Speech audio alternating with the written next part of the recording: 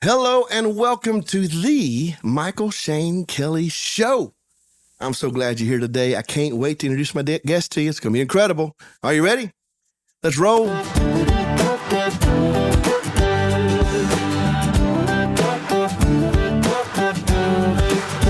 right, welcome back. We're so glad to have you here. I have an incredible individual with me in the room right now. He is here for our Next Gen Youth Conference, brought his whole band. This is incredible. Sean Rodriguez. How's it going, man? Thank you for having me today. Man, I'm doing great. I know you've had a big setup day. You've been at the church getting moved in and set up. How's that going? It's been a blast. That stage design, man, is crazy. Like all the way from the decorations, even the way that the stage is generally set up. Y'all have the drum throne sitting way up on the top. Like that's so unique, man. I haven't seen that before. You know, I'm not going to brag too much, but I'll just say this. I've been playing drums since I was 8 years old. So I don't play now. I can if I have to, but I want to make sure the drums are high and lifted up. You know, they're always buried in a stage somewhere. Yeah, like, where's the drum room at? You guys took Drum Riser to the next level for sure. Yeah, we did. So it wasn't intentional, but we had to find space room. We do a lot of productions, right? So we had to find room, and it's like above the baptistry. Yep. And so that's where it's at. That's great. It's been great for years. So when we build a new building, I still got to find a way to put the drums up high. I think everybody kind of expects it. Yeah. I feel like it could become a trademark now. You know what I mean? It's like try it with the drums. That's the church. Yep. Well, man, I'm so glad you're here. My son, I believe, reached out to you. Yeah. And my daughter, Corbin and Michael, about the conference. And so we just met like moments ago. Yeah. And I'm learning more about you. I got to listen to some of your songs. I did hear that. Man, you got a very eclectic, wide sound. Yeah. Thank you. And I like it. I was listening to one, matter of fact, a few minutes ago, I was listening to one that you did with kind of a rocky edge. It is finished. Is the name of that one. Fantastic. Thank you so much. Is that more your styling, you think? Or what do you think? It's so funny getting this question. So I was actually a family pastor before I stepped into full-time music, right? Interesting. And so as a family pastor, the biggest challenge to me was being able to take a message from the Bible and being able to break it down for children when I had to speak in children's, right? Yeah, sometimes I had to speak in middle school, youth group, and then occasionally I'd get to do a Sunday service with parents and grandparents, right? Know your audience. And so you got to know your audience. Yeah. You have to know how to change the delivery. You don't change the message, but you change the delivery so that who you're speaking to will receive what you're saying, and so that you can stay entertaining, right? You got to be engaging. They can't be tuning out while you're giving them the truth. No. And so for me, when God pulled me into music and opened the door for me to do that, I didn't see it as God taking me out of the church to go do music. I saw it as him extending the family ministry platform through music. Cool. And so I said, okay, you know what? I don't want to have, like, if somebody says like, hey, what's your genre, Sean? I don't want to have an answer to that. I just want it all to be praise music. Yeah. And I want it to have something for everyone. So when you come to a concert, I want every generation, every background, every culture to walk away saying, that one was for me. Like, the other songs were good, but that one was for me, you know? So It Is Finished. That's a rock song. We had Kevin Young from Disciple on that, which was awesome. Yes. Tonight when we do the concert, you'll hear some rap, you'll hear some pop, you'll hear some praise. It's just, whatever makes a joyful noise, man. Man, I love that. And what was cool about the song was I was pumped. I mean, I heard, I was like, let's go to war, man. Yeah, that's it. Yeah. I'm ready to go fight something. Right? Let's bring it on. Yeah. And of course we're talking about winning the war of the enemy, but it was such a cool sound. And I've listened to several more songs. Man, you got I like the fact that you have a wide variety. That's a cool feeling, and you're going to hit somebody. Definitely. Especially, and tonight at the conference, you'll see them, and they're going to just eat you up, man. They're going to love it. I'm excited. They're pumped. Last night they had a great time, and so today's even better. So how long now have you been doing this? So 2023 was when I jumped out and I was able to do my first tour. Oh, wow. And that was the Winter Jam tour. Oh, and really? Yeah. Is that here in Greensboro? I believe we did come through Greensboro, actually. And that's fantastic. And so in that year I was on the pre-jam, and so I was the second act of the night. Before, doors had barely opened and we're starting to play music and stuff. And man, that was such a thrown into the deep end experience for me. That was my first tour ever, and I was just like, oh my gosh, what am I doing here? I'm playing my set, and then I'm watching Disciple, I'm watching Jeremy Camp, I'm watching, yeah, dude, biggest names out there. Yeah, like you're seeing all of these huge people play, and you're like, how did I get here? What's going on? Wow. Yeah, and so it was a learning experience. You know what I mean? Oh, sure. That's that's a great lineup too, because the Winter Jam does come through Greensboro every year, it seems like, and we're almost there every time. I don't know if I was here this last time or not, but we're almost there every time, and they do the sound very well. The sound in that, oh gosh, shaking the mess. It's excellent, yeah. And I love that kind of stuff. I like it to. I want to feel it. Right? Yeah.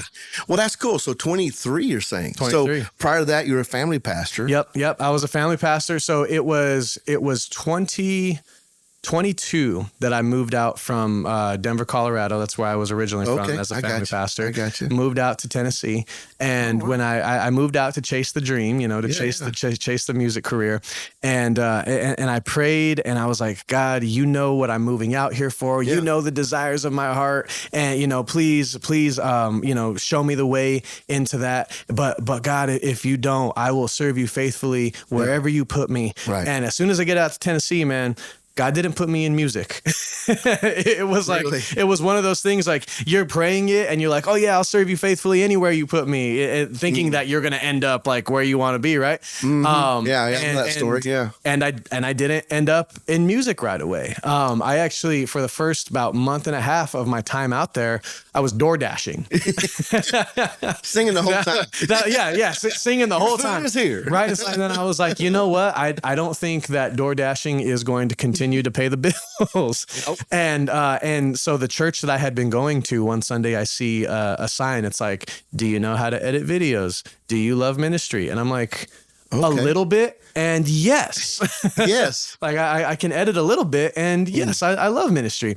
And so I applied for that job at the church. They needed a video editor. Yeah. And I was just honest with them about what I was out there for. And I was real torn, like, should I tell them? Because they might not hire me if they know that I'm like trying to make it in music.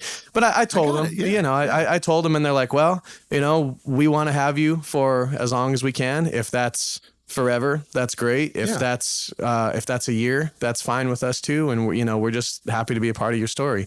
And so I jumped on and I served faithfully where I was at. They locked me in the video dungeon in the back of the church. It was me and my boss. We worked together all the time. That's exactly it, man. Yeah. And so that entire time there, though, I wasn't on the worship team. I wasn't part of writing any songs for the worship team. That was nothing. Yeah. For a second, because I don't want people to miss this. Yeah. This means something. This means something. And I tell you that because I've been doing ministry full-time 35 some odd years now. Do you know how rare it is to hear someone who has a dream, who has a calling, but willing to do whatever door God opens up first? Yeah. That's hard to find. It was hard to do. Thank you. That's the truth. You know what I mean? That's the reality of it. Yeah. It's like, okay, God, do you care that I'm here? Really, I'm doing this instead, but willing to do. Yes. Yeah. It was one of those things where it's like, I was constantly battling with ego at that time. See, I love because I'm filming the worship team. You're supposed to be the guy being filmed. I came out here to be the guy on the stage. I'm the guy. Come on. You know what I mean? I love this. And so it was that, like I'm listening. I'm filming the videos for them. I'm editing the videos for them. I'm the guy that is doing the setup.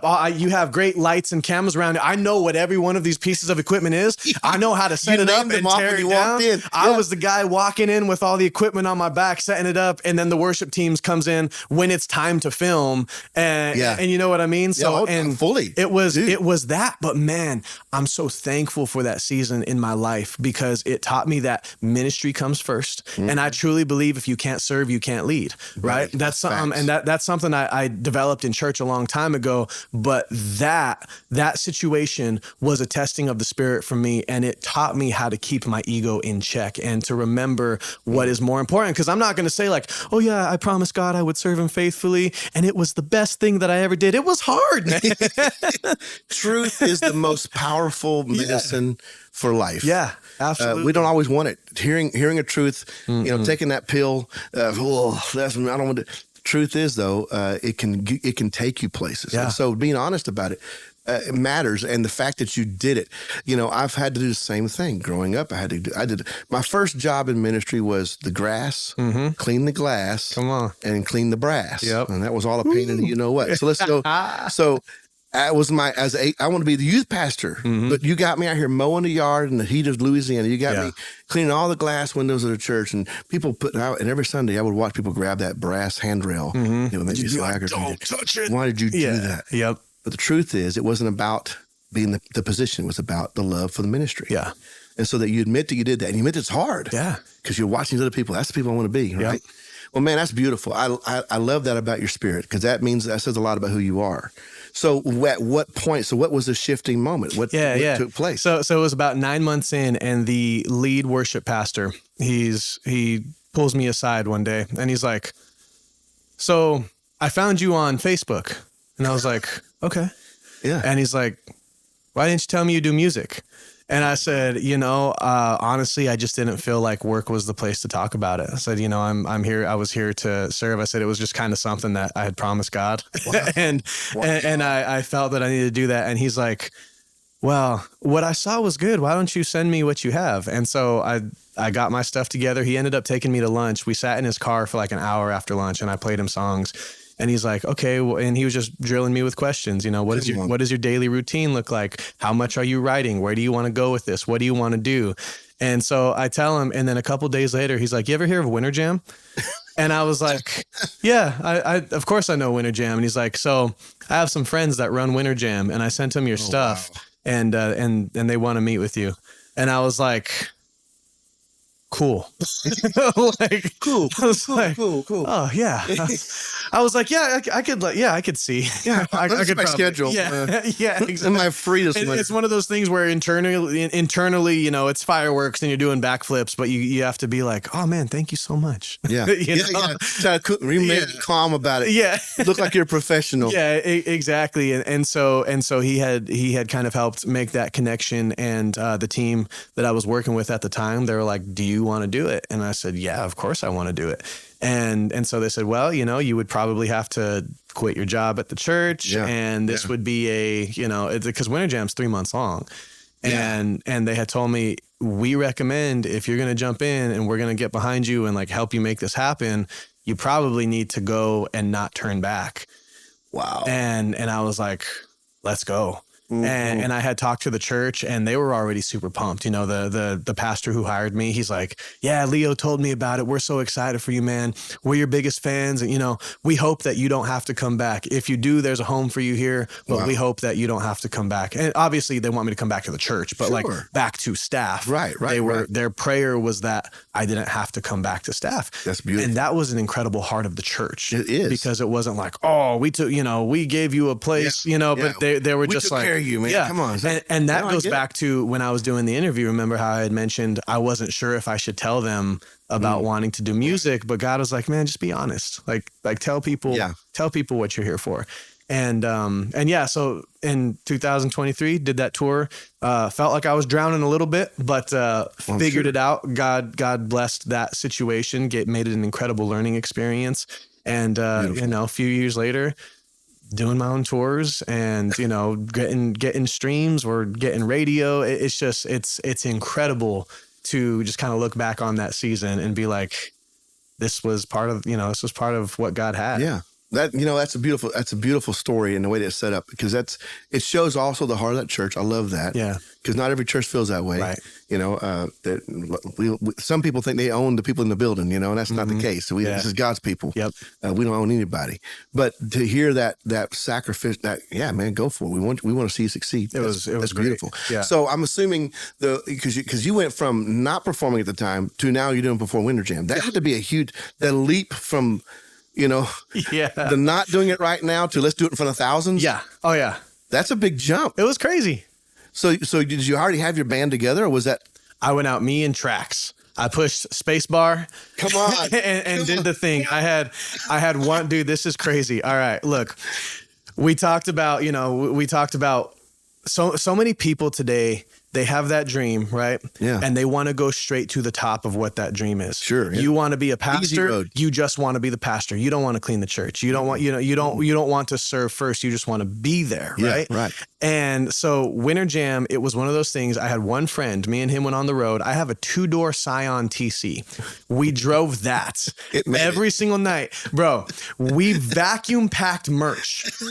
We put the back seats down and we had vacuum bags of t-shirts that we took out on the road with us. We had a backpack with a laptop that he held on his lap in the car.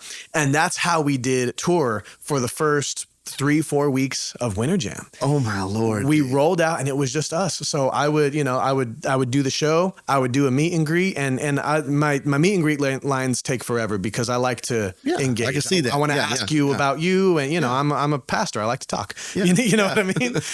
We all. Yeah. Right. And so we would do that. We would do our, meet and greet. We would tear down our own merch, re-vacuum pack it, load it up in the car, and then we'd get in the car and drive ourselves.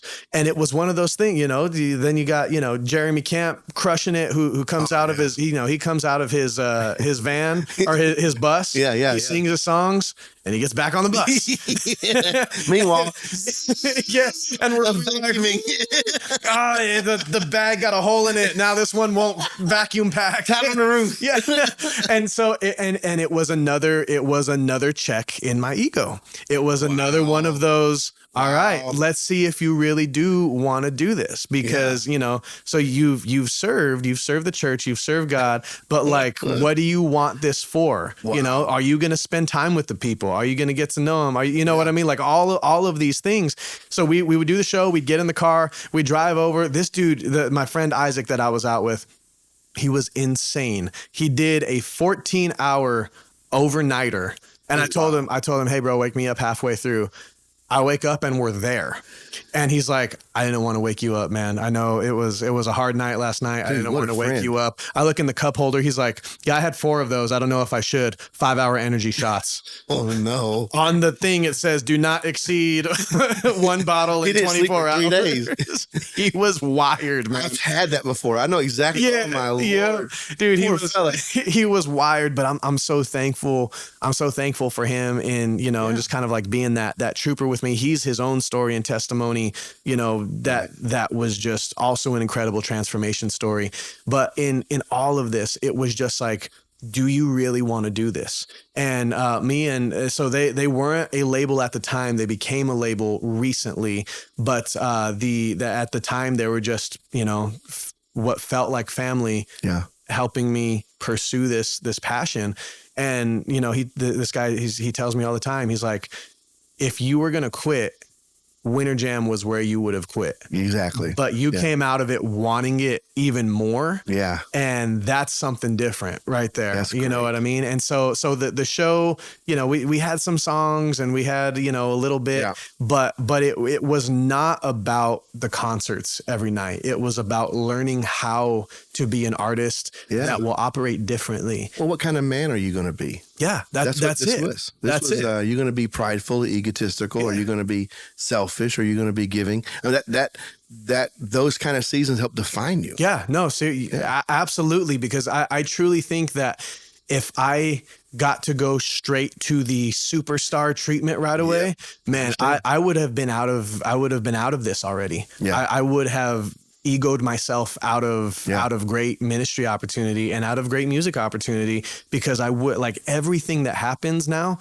I appreciate it beyond what people could even know. That's beautiful. Like everything and everywhere that I go, it's like, treat this like this is what you get to do. Yeah. Because there's so many other things. God doesn't need you to spread the word through music, Yeah. God is allowing you to spread the word in that way. Thanks. And so it's like, man, treat this like it's everything that you prayed for and worked for because it is. It is. Well, that's beautiful, man. I love the way you lay that out because it's not everybody will confess that portion of it, right? Yeah. I jokingly tell, and I'm a little serious about it, when I tell people I prayed to be 6'2". My dad was 6'2". I wanted to be 6'2". And then I realized my pride probably couldn't have handled it. I don't know if I was 6'2", I'd be a total jerk. Had to keep it in check just a little bit. Maybe 5'10". Yeah. We'll give you 5'10". Yeah, there you go. God, why? I wanted to be. My brother became 6'2". Wow. Of all, you give my younger brother to. But I do think though there are each of us have weaknesses we have to deal with. Yeah. And pride is something that we don't roll. It sneaks up on you. Yeah. And you don't realize it's there until all of a sudden you're revealing something. Yeah. And so it's a joke, but it's also kind of serious. I don't know what kind of person I would have been had I had what I really thought I needed to be. Right? Well, and so I like, I look at, we see examples in the Bible. One of my favorite stories is Joshua and Jericho, because what they had to do in order to see that city fall had to have felt demeaning to them, right? It had to have felt like, what are we doing? This better work. You know what I mean? They're Like spitting on it. They're throwing stuff. That's what I'm saying. Like they're getting up day 5 and they've been mocked and ridiculed. And I grew up only allowed to watch things like VeggieTales, right? So when I talk about this story, I think of like the peas that are sitting up on the wall and they're throwing slushies but some nasty slushies. Yeah, that's what I'm saying. Like it had to have been just a terrible experience, but you continue to move in faith. And then when that victory is seen, it's seen in a way that only God could make happen. That's good. Right? They could not have overtaken that city if they tried to with full force. They stormed in, they would have lost. They would have lost. And walls so thick, chariot races on top. You're talking about at least 2 to 3 wide. Yeah. Right. So, and here's a nugget you may already know this, but I'll just drop it in there. If you read the scripture, you'll see that God didn't tell them to be quiet. Joshua did. Mm-hmm. So these people were listening to the instructions of the headship that God put in their life. Yeah. And I know many a Christian today be like, well, God didn't tell me that. And the truth is, all those Israelites listened to the leadership they were given at that moment. And that guy said, don't say a word. Yep. Dude, that's killer because they were getting feces thrown at them. Oof, yep. But we're listening. Okay, Joshua, we're going. Yep. All right. God's appointed you. We're going to follow you. Yep. That's a big deal. Yeah, and that leadership, the faith that he even had to have, knowing they're giving me a hard time, and these guys are wondering if I'm all there right now. They're quiet right now. Yeah. And but ultimately, man, when they completed their obedience, right? Yeah. God brought a victory that only he could bring. Yes, sir. And I know that is why he brought it in that way, because the glory was given back to God. You know what I mean? That's not something that Joshua would say, like, I did that. Or the people could say, yeah, we took that city over. Right. Like, no, that victory doesn't make sense on paper. It only makes sense because God allowed it to make sense, right? God allowed it to happen. And that's a big way that I've viewed this journey into the music career. It doesn't make sense on paper. Yeah. It only happened because God allowed it to happen. But there were days that I had to march around the city and be like, what am I doing? And say nothing. And all of that. Wait. Yeah. There were those days. We have those in life. I've had many of the days like that in pastoring. There are days I've tried to quit 1,000 times. Yeah. And I don't think it's an exaggeration. I'm thinking 35 years, I thought, okay, Lord, can I stop doing this now? Yeah. And the problem is when you're called to do a certain thing, even when you're ready to get done with it, you're not able to walk away. That's it. That's a calling, right? So that means that God still has a plan and a purpose for us to continue to do. And my job is to keep obeying his voice. So you've done that. So let me ask this question. What is the dream? So now you've taken some steps here. You've gone through some processes. What's the dream? In your mind, what's it look like? Yeah, I love that. So I want to keep releasing music. I want to keep, growing. And this is something that I'm very excited about, is as my demand raises as a artist and entertainer, right? Which you want to have. You do, yes. And I'm not going to lie about that. I mean, I want to do that. But as it raises, the leverage that I have to use some of that draw and some of that demand to make these events better and more impactful, to give opportunity to other people, that increases as well. And so my big vision is let's have success in music, let's become an awesome name that people know and all of that stuff. But then let's use that to create other opportunity for other people who want to do the same thing.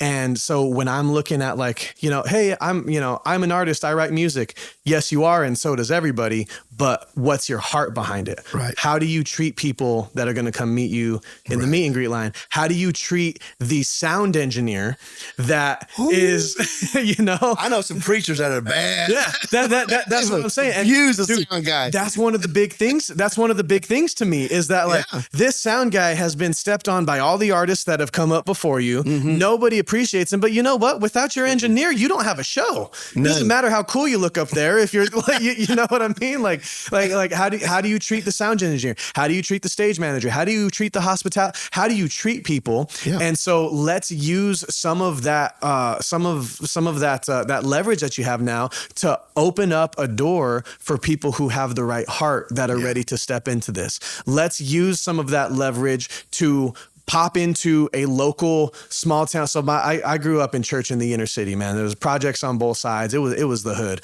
Like, let's use some of that leverage to go do a pop-up concert in the hood, bring some people to it. And like, let's really make some noise there and say, you know what? Like, no, we were blessed by this event that had the means to cover it, or we're blessed by this, by these streaming numbers or by this radio that has come in. And we just want to be a blessing to this small town church that could use that blessing. And so it's as you pray for more, and this is for anybody in whatever lane they're doing, right? Yes. As you pray for more success, you need to also be praying for reasons that you want that success, right? How are you going to use that? What's the kingdom connection? Yeah. If as God blesses you, who are you going to bless? Yes. How are you going to make it make sense? And something that, this big question has been on my heart in a big way, because I think this is it's a ministry question. It's a business question. It's a personal question. But this question is anybody's life better because you were in it? Come on. If you can say yes to that question, that should be what your goals center around. As a church, is the community that you're in better because the church was there? Yeah. As an artist, was the event that I played better because I was there? As people in attendance, did I say something that made you think differently that is now going to make your life better because we had an impact? Like, it should always be. So as your opportunity grows, you need to be looking for more opportunities to make an impact with what God's given you. It's just bless as you are blessed. Man, you just preached a sermon in about 30 seconds. Come on. Yeah. But that's exactly what needs to be done. And at the church, we talk about what it means to pray and how to pray. And we got a lot of Christians asking the Lord for all kinds of things. Mm-hmm. Most of it is all very selfishly driven. And God, if you'll give me this, then I'll do this or whatever else. and the truth is, he said, ask in my name. Yeah. But when you ask in his name, it has to be connected to his will. Yep. And what's his will? Kingdom fulfillment. Yeah. So if I can't pray about God blessing me so I can do this next thing in the kingdom, that's when it comes to pass. That's right? It. Yeah. And so you have the heart for that, and you're telling me that already. And everybody's listening. I need you to get a hold of that. When you pray, it needs to be tied to kingdom. Mm-hmm. Don't be asking God, if I just win the lottery, I'll be all right. No. You probably, if you're not tithing now, you won't tithe the lottery comes in. That's the truth. But if you will start praying, God, I need to see this happen in my life, because when this happens, God, I'm going to tie this into the kingdom. Come on. I'm going to reach more. So that's the method for how to see great miracles in your life take place. And you need to, and start tying into the kingdom now with what you do have. If it's not, I tell people that all the time, because you had mentioned, God, win this, then I'm going to do this for you. Mm-hmm. It's not transactional. No. You know what I mean? If he's not a genie, we're up in the bottom. That's going to happen. Like, all right, God, you do this, and then I'll do this, and back and forth. It's be a blessing with what you can now. And so something for me, as even just in this small window of as success has started to grow, I have 2 acts that I'm developing under me. So one is a husband and wife duo. They go by Grace and Max, and the other one is a solo artist, goes by Judah Avenue. And so when we go out and I'm planning shows, if I have I'm going to pull up at a church and just do a Sean Rodriguez, fun night, then these 2 acts are opening that night. That's cool.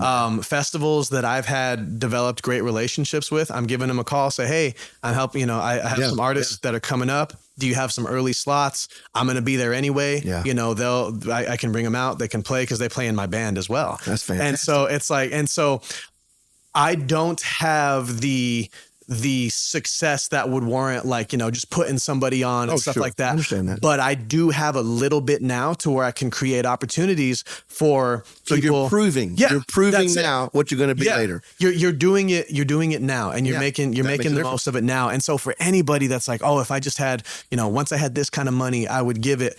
Well, give a little bit now. You don't got to give, you win the lottery, maybe you'll give 100,000 to the church. Right. Mm-hmm. You don't need to give 100,000 to the church right now. If you make 5,000 a month, give 500 to the church. There you go. You know what I mean? There you go. Give people, bless people now. Be a blessing now. And then as God opens up your capacity to do more, you're already used to doing it. And it's like, oh, cool. And then it gets more fun for you because you get to watch it grow and you get to say like, oh, I remember, when I could only do this, but now I'm able to do this. And you get more excited about what you're able to do for other people than you are like what's happening. The growth in your life that's happening is just kind of like, oh yeah. And also this is there and it's really cool and it's exciting, but like, look at the impact that I'm having over here. And it becomes more about the impact. So train your mind now, be more kingdom minded now. Yes. And that becomes the exciting part of life, and it's way more fulfilling. I believe with all my heart that God blesses those he trusts. Yes. And we see that in the story of the talents. I'm giving you 5, I'm giving you 2, I'm giving you 1. And we see the responses that were given from that. Yeah. People don't realize that story has so many deep meanings to it. But the number one meaning is this: whatever he's given you, you're responsible right now to fulfill it, or at least start a process to fulfill it. Yeah. I'm like I said, doing this 35 years. And so I'm at a point in my ministry now where I really and I told my staff this the other day, I really just want to be able to love on people. Yeah. I want to be able to love people like I never have before. When you're younger, it's all about, drive. And I'll confess that. My 20s to 35, 20 to 35 was all about get it done. Let's hustle. Yeah. Get it done. And then I married an amazing woman 32 years ago. She still loves me, thank God. That's awesome. And she was the kind, if I said, baby, I need this done, she would get it done. Now, there might be 5 dead bodies in the ground, but she got it done, right? Yeah. Because it was all about, let's get it done. And the truth of the matter is, the entire thing about pastoring is not about the building, is not about whatever new program is running now. It's about the people standing in front of you. That's it. And if you don't learn how to love them and minister them first, then everything else becomes pointless. Yeah. You may succeed in some ways, but you're going to have a building. Yeah. You're not going to have the relationships within the kingdom are way more valuable. Oh, right? yeah. And so we've seen a lot of great growth, and we're excited about that. And and my staff looked at me like, okay, they understood what I was saying, because we've driven so hard for so long. Yeah. Can we just love on people? Come on. And dude, it's amazing, that atmosphere. And it permeates the church. Yeah. Everybody, when you walk in there, you'll feel that immediately. Yep. There's a joy, there's an excitement that you're there. Love on the sound guys. That's it. Love on the camera people. Tell them thank you. Walk up to them. And so when I'm not preaching, especially when I'm not preaching on certain Sundays, I'll walk around, and every single person that's doing something, I'll take it. I'm talking with you. We're going to hang out for a few minutes. Yep. I'm going to tell you how much I appreciate what you're doing. And like tonight, we'll be my wife and I are driving the golf carts tonight. Oh, so nice. Dude, come on. That's cool. I can't wait. And I love it. We get out there, we'll drive the carts. People are like, Pastor? And I'm like, get on the cart, man. We got service starting, because everybody else is taking care of the service. They're doing it, my son and daughter, their whole team, and our executive pastor, we're all just letting them do it. And we're just serving everywhere we can. Yeah. And that 3-minute ride in a golf cart, and me get to tell somebody how much I appreciate them being here, and they get to tell me their story for a moment. Mm-hmm. That ministry moment is huge. Yep. Somebody asked me today, well, if you weren't, the lead pastor, what would you do? Drive a golf cart. I do it every time. Yeah. Just to have those moments, and it matters, and your heart sounds like that. I feel that from you, and I really appreciate that. I'm so glad you're here for the conference. Last night was a powerful night. It was really great. I can't wait to be a part of tonight. That's going to be I'll fun. probably come in a few minutes late because I'm driving a golf cart. That's all right. But I'll be in there. Yep. Man, I can't wait to hear the whole thing. That's so cool. So that's the dream. I'm looking forward to seeing that. And what about family? Would you have family? Yeah. So I got a wife and a 6-year-old daughter. Nice. And, my daughter just finished kindergarten, and that's an age right there. Oh yeah, she's a blessing because she's old enough to have a little bit of attitude, but she's still baby cute. You know what I mean? So she gets away with it. So I've been working, man, because sometimes she'll say something that's like just totally attitude, and there's several times I have walked around the corner and laughed for a second, and then came back around and just been like, facts, baby. That's not okay. We can't talk like that. You know what I mean? Like you can't do that. And it cracks me up. And it's so funny because I'm like, I wonder if God's ever like that with us. You know what I mean? Where it's like, all the time. Like we think we're all smart and got it together, and God's like, oh my gosh, listen, Sean, you can't do that. Man, but that age is a priceless. I say this not because I did something wrong, but I wished I had those years back. Yeah. In many ways. Yeah. I was driving to get things done. I was building a church, and I had my daughter who was about 4, 5, 6 years old when that was really going on. And I'm in a town of middle of nowhere, Texas, and we're trying to see a miracle take place. And we did. We built a church that would seat the whole town, in a few years. But I missed out on some opportunities. And so that's why I'm looking forward to grandkids. I'm looking forward to making up for something. Oh, because they're going to be spoiled, man. Come on. Yeah. I love that. There's those preacher I love kids. that. Yeah, that's something that I've faced that a little bit just, in traveling so much, because we're on the road, and I'm thankful to say this. We are on the road a lot. And it's not like, poor us. It's right. This is what we get to do. You know what I mean? Right. But the reality is we are on the road a lot. And so how do you handle that? Well, when you come home, you are there. Completely. You're not answering emails, taking calls, anything. It's like, all right, I'm in town. You want to go to the indoor playground? Let's go. It doesn't matter how, and that's I really think that's important for any father coming home. You're tired. You're going to be tired. You know what I mean? But God, I truly believe God will fill you up for everything that you pour out when your heart is in the right place like that. Oh, yeah. Come home and just that little bit of extra effort, and then sleep like a rock that night. You know what I mean? Like, yes. But like God will fill you up when you prioritize and you love the blessings that he's given you, because it's your responsibility to do that, man. You're showing God it's the greatest gift in all of your music and all the things that you will do in life. The greatest gift you have in this world is what you pass down through your children. And, I have an amazing daughter and amazing son, and I'm so blessed that both of them are in the ministry with me. Yeah. And they're not the spoiled rotten kids. They are hungry for what God's doing. Yeah. And that's hard to have. Absolutely. And I have a father that's also my mother. They're still in ministry. And he's, that was cool. When I walked in, y'all were watching him on TV. He was singing, and I was like, the old man still got pipes, man. Yeah, that's great. Sing. And so, we have this multi-generational ministry. And so there's your value. Mm-hmm. There's where it comes up, because whatever happens when God calls me home, when that day is, and I pray it's a long time from now. Oh yeah. But would be that the world's affected by the kind of people that grew up under me in my life, and I'm blessed by them. I watched both of them. They amaze me what they figure out that God's doing and how to do it. And so they're both thrilled that you're here. That's awesome. And I think my daughter told you earlier in our conversation downstairs, I really like to have all the conversations in the room. I know. We had one take place before we got up here, and she was trying to be complimentary. It just didn't come out the right way. She was looking for more music. The way but she kept hearing the same song. But she said that song was getting so annoying. And then I got, dude, how do you say that? I gotta talk to the Apple Music algorithm. Like, I don't know why it kept feeding her that song. It's like, song maybe you need to be a little happier then. I don't know. She needed it. It's song about joy. It wasn't Apple. It was God. She had to dig out that hole, man. That was funny. So for your listeners, the context of this story, we were saying, how did you track down Sean? And she goes, oh well, well, your song "Count It All Joy" came on, and it kept coming on, and it just kept coming up in Apple, and I was like, okay, this song is getting annoying. What else does this guy have? And so she switched over to Spotify, and she's like, oh, I actually like the rest of your music.